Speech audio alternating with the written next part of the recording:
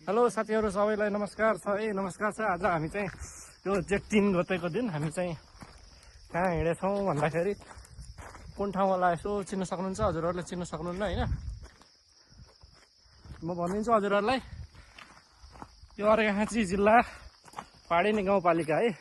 पाडेनी गाउँपालिका हजुरहरूले धोरपाटनको बाटो है।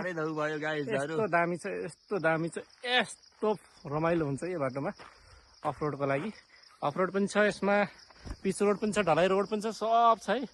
यदि विकास हेर्न चाहनुहुन्छ भने यहाँ विकासमा त हाम्रा के भन्छन् अरे टोपबहादुर सरले चाहिँ विकास चाहिँ यता ल्याउनु आएको रहेछ, बस्तीहरू उता, विकास चाहिँ यता रहेछ साथीहरू।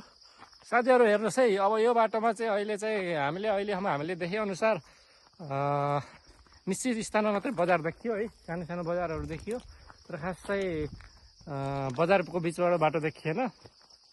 गाउँ बस्तीहरू चाहिँ अलिकति माथि तल देखियो र यहाँ बाटोमा हिँड्ने यदि हजुरहरूले सोच बनाउनु भएको छ नि आफ्नो लागि नास्ता पानीको व्यवस्था चाहिँ गरेर हिँड्नु होला। धन्यवाद। म अर्को कुरा भन्न छुट्याएको छु है, तपाईँहरूलाई यदि यो बाटोमा राइड गर्न मन छ भने राइड गर्नुभन्दा आधा घन्टा पहिला चाहिँ आफ्नो पेट चाहिँ खाली गराएर आउनु होला। धेरै गाह्रो छ है, लामो टोइलेट गर्नको लागि बहुत गाह्रो छ। टोइलेट साइलेट पाइँदैन यहाँ, कि त अब ढुङ्गाले पुस्नुपर्छ, पात पनि पाउनुहुन्न हजुर, पानी त टाढेको कुरा है, एकदम नाङ्गै डाँडो छ। ल हेर्न सक्नुहुन्छ माथि पुरै केही छैन, पानीको व्यवस्था पनि खासै छैन, तर सानो सानो ठाउँ ठाउँमा झर्ना त छ। झर्ना भएको ठाउँमा आउने कुरो भएन। धन्यवाद।